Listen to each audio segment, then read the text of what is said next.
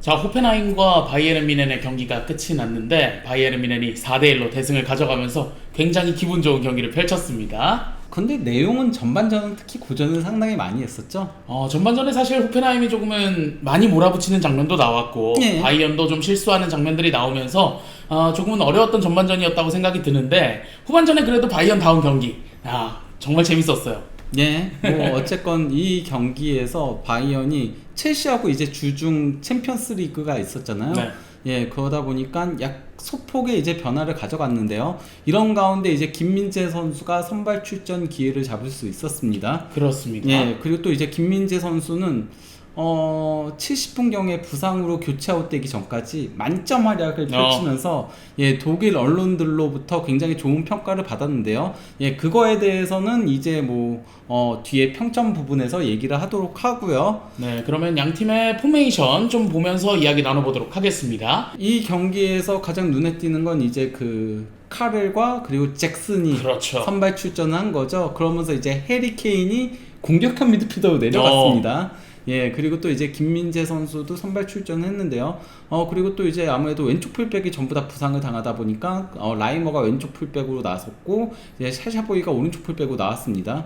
그리고 또 이제 키미 대신에 고레츠카가 나온 것도 그러니까 확실히 이번 시즌 콤파니 감독이 그래도 조금 선수들을 돌아가면서 쓰면서 좀 장기적으로 생각하면서 선발 라인업을 꾸린다는 걸 확인할 수 있었습니다. 네. 어쨌든 선발 데뷔를 한 선수들이 몇 명 있었습니다. 예, 뭐 카렐 같은 경우도 이제 팀에서 엄청 키우는 유망주죠. 네. 예, 그 만 17세 211의 나이에 선발 데뷔전을 치르면서 구단 역대 두 번째로 어린 나이에 선발 데뷔전을 했는데 네. 가장 어린 나이에 선발 데뷔전 치른 선수가 공교롭게도 마티스텔 17세 136일이었습니다. 참 마티스텔도 주목을 많이 받았는데 예.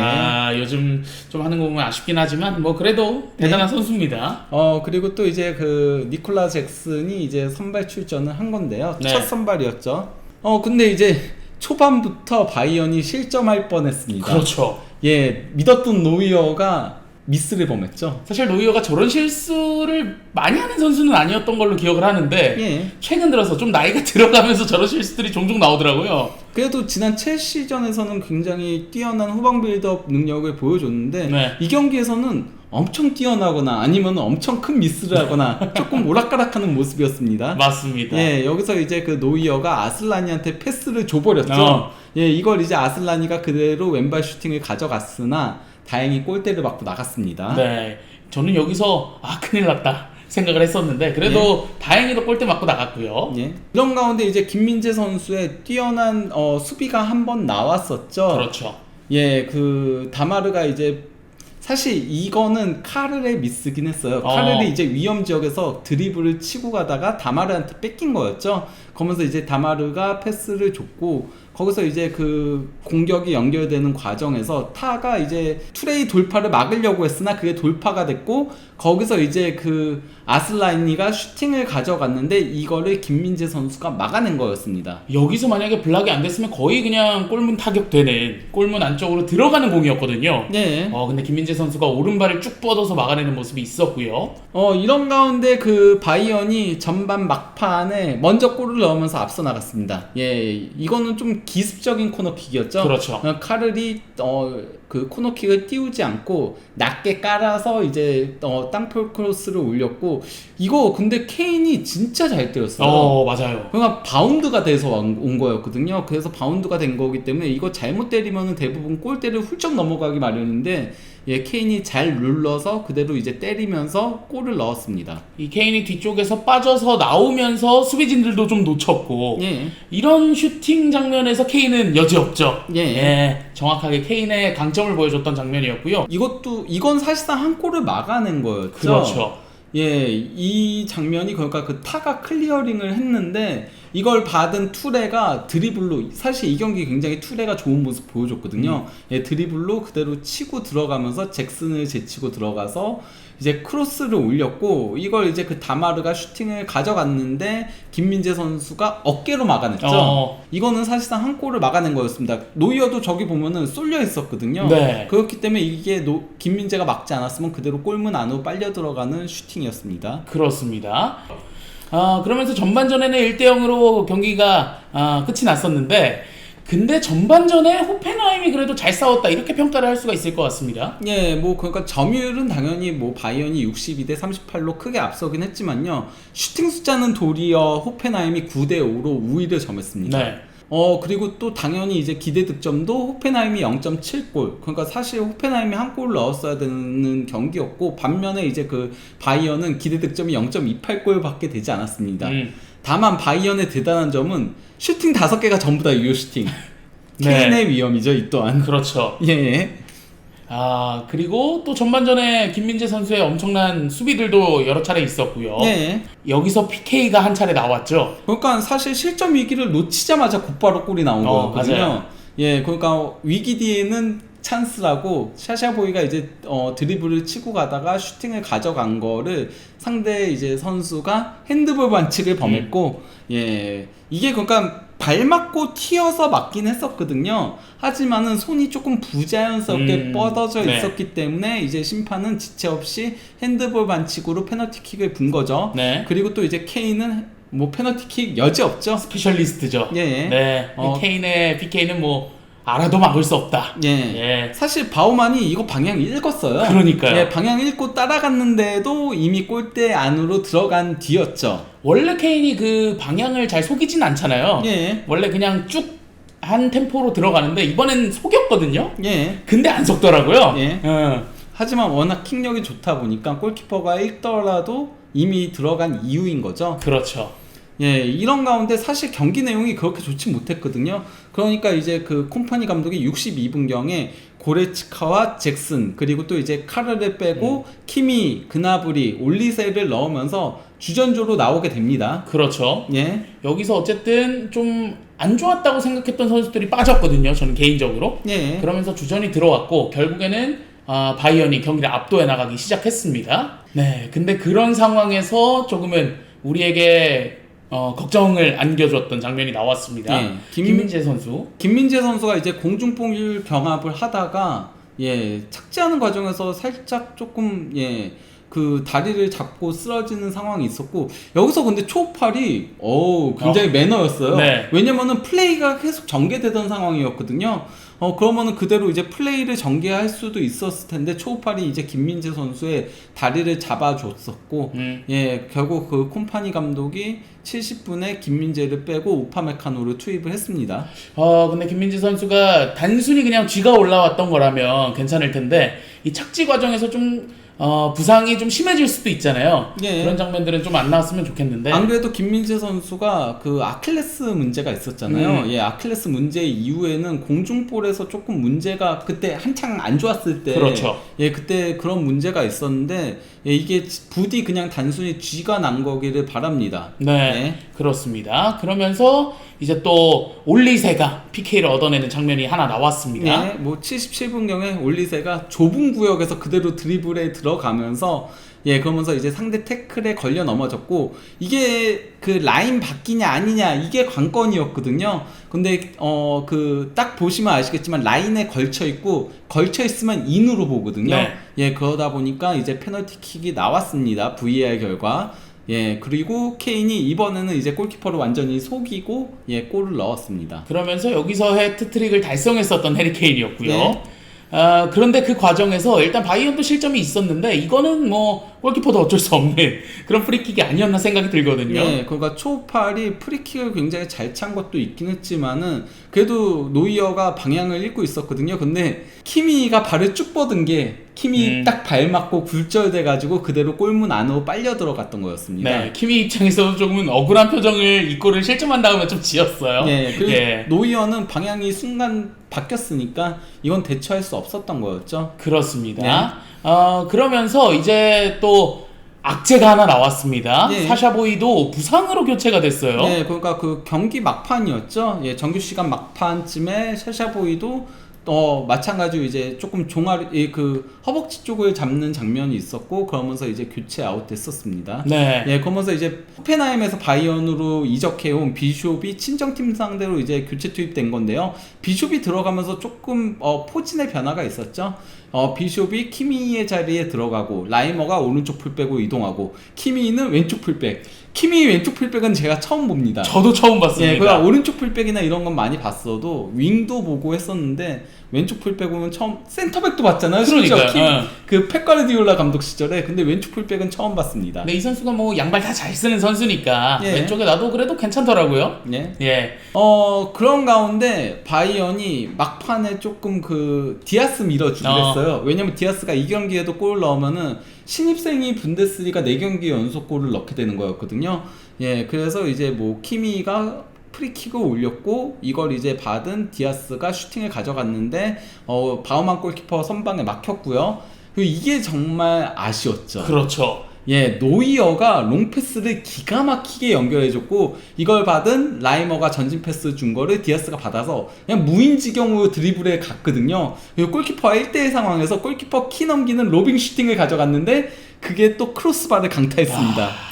저는 여기서 들어가는 줄 알았거든요. 예. 근데 안 들어가더라고요. 예. 그래도 바이언은 한 골을 추가를 했습니다. 예, 그 추가 시간 9분경에 이제 그 디아스의 패스를 받은 키미가 강력한 중거리 슈팅을 가져갔고 이걸 이제 바우만 골키퍼가 다이빙하면서 막아냈으나 그나브리가 그걸 지체 없이 받아서는 각도가 없는 곳이었음에도 강력한 오른발 슈팅으로 골을 넣었습니다. 이게 사실 진짜 각이 아예 없다고 봤었거든요. 예. 근데 골키퍼도 약간 바우만 골키퍼도 역동작에 걸리면서 어쩔 수 없었더라고요. 네, 그리고 바우만 골키퍼가 사실 빨리 일어난 편이에요. 예, 슈팅을 맞고 나서 그래도 2차 동작이 빨랐는데도 그나브리의 슈팅이 워낙 날카로웠기 때문에 어쩔 수 없었습니다. 네, 그렇게 이렇게 최종 스코어는 4대1로 바이언이 승리를 가져갔고요. 예. 다만 뭐 경기 내용을 놓고 보면 전반전은 확실히 공격 위협도 그래프도 호펜하임이 더 높았죠. 그러면서 호펜하임이 전반전 내내 위협적인 모습을 보여줬으나 후반 와서는 이제 전형적인 바이언의 경기였다. 그렇죠. 예, 그러면서 특히 이제 그 주전들 나오고 나서는 바이언이 압도하면서 쉽게 승리를 거뒀는데요. 뭐 점유율도 62대 38. 이 기대 득점도 결국은 2.90골 대 0.94골. 물론 PK가 2차례 있긴 했습니다만 네, 벌어지긴 했죠. 그리고 18번의 슈팅 중에 10번이 유효 슈팅. 예, 상당히 진짜 유효 슈팅률이 장난이 아니었죠. 예. 뭐 그러면서 바이언이 결과적으로는 후반전에는 무난한 경기를 펼쳤다라고 할 수 있겠는데요. 네. 근데 결국 바이언의 대승에는 케인의 역할이 가장 컸죠.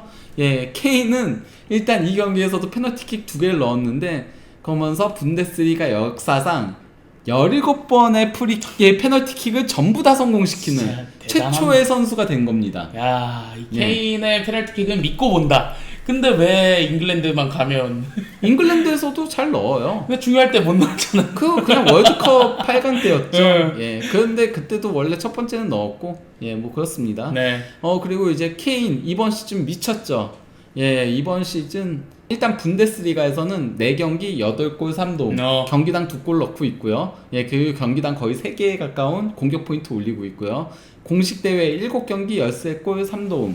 뭐 공식 대회에서도 경기당 2골 가까이 넣고 있는 거고, 그리고 경기당 2개가 넘는 공격 포인트를 기록하고 있습니다. 네, 이 선수가 뭐 공격 포인트도 공격 포인트지만 이 호펜하임전에 나왔던 그 전환 패스 하나 있잖아요. 예. 야, 그거 보면서 육성으로 감탄했습니다. 예. 역시 안 좋아할 수가 없는 선수다. 예. 그런 느낌이 들었고요. 그리고 바이언 역시도 굉장히 좋은 시즌을 보내고 있죠. 뭐 그러니까 이게 케인의 공로가 상당히 크다라고 할 수 있겠죠. 케인이 워낙 많은 골들을 양산해 내고 있으니까 거기다가 이제 올리세도 이번 시즌 한 단계 더 스텝업하면서 팀의 에이스 역할을 톡톡히 해주고 있고 그나브리가 터진 것도 그렇죠. 좋고, 그리고 또 이제 루이스 디아스도 물론 뭐 최근 2경기는 살짝 아쉽긴 하지만은 그래도 계속 좋은 모습들을 보여주고 있는데요. 그러면서 이제 그 바이언이 분데스리가 첫 4경기에서 18골을 넣었는데 이게 분데스리가 새로운 신기록입니다. 네. 4경기 기준. 이렇게 되면은 뭐 경기당 4골이 넘는 거죠. 네. 예, 거기다가 이제 공식 대회에서는 7경기 26골 7실점. 그러면은 이것도 뭐 경기당 4골에 가까운. 근데 실점은 조금 많지 않나요? 그러니까 경기당 한 골을 실점하고 있는 거죠. 예, 그래도 김민재 선수가 나올 때는 실점을 거의 하지 않고 있습니다. 그렇죠. 첼시전도 김민재 선수 투입되고 나서 무실점이었고요. 그리고 호펜하임전도 김민재 선수가 뛰고 있을 때는 무실점이었죠. 네. 예. 그만큼 이 김민재 선수도 정말 좋은 모습을 보여주고 있다. 이런 게 느껴지고 있고요. 예.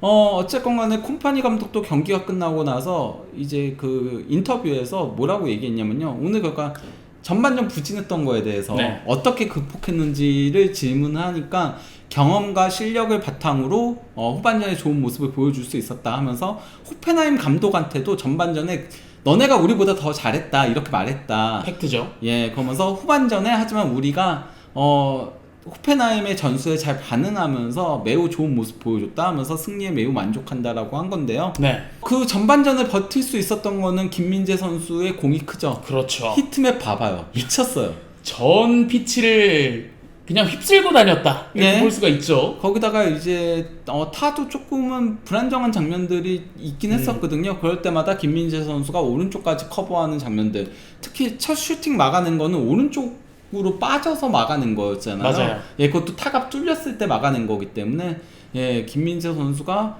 굉장히 많은 커버들을 보여줬고, 예, 클리어링 6회, 슈팅 차단 2회, 가로채기 1회, 태클 2회, 클리어런스 오프 라인. 이거는 골라인 앞에서의 클리어런스. 바로 이제 그 이거죠. 어깨. 예, 그리고 또 이제 그라운드 볼 2번 경합해가지고 전부 다 이겼고요. 예, 그리고 또 이제 패스 성공률도 94%를 기록했고, 롱패스도 8회 시도에서 6회 성공시키면서 만점 수비를, 철벽 수비를 선보였다라고 할 수 있겠습니다. 네. 특히 이제 이거는 이제 수비 맵인 건데요. 이게 클리어링 한 거거든요. 박스 안에서만 4번의 클리어링을 했어요. 그리고 전체 클리어링 6회인데 이는 팀 내 최다였고요. 예, 그리고 또 이제 리커버리도 여기 두 개가 겹친 거거든요. 네. 그래서 총 6회를 했는데 이게 이 팀 내 2위예요. 1위가 노이어 10회. 노이어의 커버 범위를 확인할 수 있는 그러니까요. 거죠. 그리고 슈팅 차단 2회. 아. 이거는 최다였는데 특히 이 골라인 앞에서 거의 골키퍼에 위치해 예. 있는. 그리고 또 이제 태클 이거 당연히 팀 내 최다였고요. 그 이제 태클도 2회를 기록을 했는데 이건 팀 내 2위, 1위는 고레츠카 3회였고요. 고레츠카는 뭐 원래 그런 역할이니까. 예. 네. 그리고 또 이제 가로채기도 1회 기록했는데 이것도 팀 내 공동 2위였습니다. 1위는 샤샤보이 3회였습니다. 오, 잘했네요, 사샤. 잘했나요? 수비적으로 좀 불안했었는데. 좀 불안하긴 했어요. 예. 예. 그러다 보니 이제 그 독일 매체들의 평점도 김민재 선수한테 두 번째로 높은 평점들을 다 줬어요. 1위는 누구나 알고 있을 만큼 예, 해트트릭을 했으니까 1점 만점. 예. 인데 일단 뭐 슈퍼트에서는 김민재 선수한테 평점 1.5점. 이거는 거의 1점에 준하는 평점이잖아요. 그렇죠. 그러면서 뭐라고 평가했냐면요. 흠잡을 데 없는 경기를 펼치며 바이에른 수비에 확실한 보험 역할을 했다. 최후방에서 여러 차례 태클로 홈팀 호펜하임의 공격을 차단했고 다마르의 슛을 막아내며 그게 바로 이제 홀라인 앞이죠. 실점 위기까지 구했다. 결국 근육 부상으로 경기가 중단되고 말았다. 라고 한 거고요. 빌트즈 김민재의 안티죠. 빌트즈도 평점 2점. 어. 예, 케인이 1점. 예, 그건 김민재 선수한테 두 번째로 높은 평점을 줬고요. 전 칼이 2점인 게 말이 안 된다 생각합니다. 저도 사실 이 경기에서 가장 부진했던 선수 중에 한 명이 카르리였다라고 네. 생각을 하거든요. 물론 이 선수가 도움을 올리긴 했지만은 위험 지역에서 너무 많이 끊겼어요. 그러다 보니까 오른쪽이 붕괴되는 장면들이 많았거든요. 그리고 이제 샤샤보이도 어쨌건 간에 카르부터 뺏기면은 이 커버가 잘 안 되고 그러면서 타까지 무너질 때 김민재가 막아내는 장면들이 있었기 때문에 물론 전 타는 괜찮게 했다라고 생각을 해요. 네. 예, 왜냐면은 여기서부터 무너지게 되면은 이게 수비수가 커버하기가 쉽지 않거든요. 예, 그러니까 타가 나빴다는 건 아니고요. 카를이 가장 좀 문제가 있었고 그 다음에 샤샤보이였다라고 개인적으로 생각을 하고 있습니다. 잭슨은 아무것도 안 했고요. 맞아요. 잭슨이 아무것도 안 했어. 예. 잭슨이 그래서 대부분 평점이 가장 안 좋더라고요. 5점 준 데도 있어요, 잭슨한테. 예. 그래서 잭슨이 가장 안 좋고 왜냐면 카를은 그래도 도움이라도 올리면서 그러니까요. 세탁을 했잖아요. 예. 그러다 보니 잭슨이 가장 평점이 안 좋긴 했었고요. 그리고 또 이제 라니아는 매체에서도 김민재한테 평점 2점을 주면서 우파메카노의 대체자로 나선 김민재는 호펜하임에서 충분히 자신의 가치를 입증했다. 특히 전반전에 여러 차례 바이에른의 위기를 구해냈고 전반 종료 직전에는 어깨와 관자놀이로 극적으로 막아내는 장면도 있었다. 전반적으로 수비 라인을 잘 지탱하며 안정감을 보였다. 하지만 종료 20여 분을 남기고는 부상 기색을 보이며 교체 아웃됐다라고 한 거고요. 이게 평점이 좀 줄어드는 게 부상도 여파가 있나요? 그러니까 평점이 예를 들어서 1점을 줘야 될 게 2점을 준다는 게 뭐 부상이나 이런 거는 영향을 안 끼치나요? 전혀 안 끼칩니다. 그런 거는. 그리고 또 이제 그 스폭스에서도 평점 2.5점을 주면서 우파메카노를 대신해 시즌 두 번째 선발 출전 기회를 잡았다. 전반 추가 시간에는 수비 진영에서 절체절명의 상황을 막아냈고 전반적으로도 흔들림 없는 모습을 보였다. 다만 70분경 부상을 입고 쩔뚝이며 교체 아웃된 것은 아쉬웠다라고 한 거고요. 그리고 또 이제 아벤트 짜이퉁에서도 김민재 선수한테 평점 2점을 주면서 보이와 같은 경우다. 좋은 활약을 펼쳤고 보이 3점 줬던데 기대했던 것보다 좋은 활약일 수도 있겠습니다. 네. 어쨌건 또 콤파니의 로테이션에 따라 선발로 나섰다. 타와 나란히 뛰면서 몇 차례 볼을 따내며 제 역할을 충분히 훌륭해냈다. 전반 종료 직전에는 절체절명의 상황에서 머리로 걷어내며 코너킥을 허용했다. 그러나 69분경에 쥐가 나며 몸 상태에 이상을 보여 교체됐다라고 한 거고요. 이제 그 메르크루에서도 김민재 선수한테 평점 2점을 주면서 우파메카노를 대신해 선발로 나서 안정적인 활약을 펼쳤고 이는 앞으로 더 많은 출전 시간을 기대하게 했다. 다만 부상 후 교체된 김민재의 상태가 심각하지 않다는 전체가 따른다라고 한 겁니다. 저는 개인적으로 김민재 선수랑 우파메카노가 교체가 됐잖아요. 예. 그 이후에 오히려 수비적인 불안감이 노출됐다라고 생각을 했거든요. 예. 이 호펜하임과의 경기에서. 그러니까 우파메카노가 살짝 조금 집중도가 떨어지는 그런 모습도 있긴 했었죠. 예. 그렇긴 하지만 그래도 전반적으로는 바이언이 경기를 주도하다 보니까 솔직히 말하면 수비할 상황 자체도 없긴 했어요. 그렇죠. 예, 어쨌건 김민재 선수의 부상이 심각한 게 아니길 바랍니다. 안 그래도 그 타겟스 자이통에서도 김민재에 대한 걱정을 하는 그런 기사를 올리긴 했더라고요. 예. 지금 그러면서 샤샤보이도 그렇고 부상자들이 하나둘 나오고 있거든요. 근데 문제는 바이언이 뎁스가 얇잖아요. 네. 예, 그렇기 때문에 김민재 선수가 부디 다음 경기에도 큰 문제 없이 나올 수 있기를 바랍니다. 네, 그냥 단순하게 쥐가 난 거이길 예. 바라면서 오늘의 영상은 여기서 마치도록 하겠습니다. 구독과 좋아요 꼭 부탁드리겠습니다. 안녕.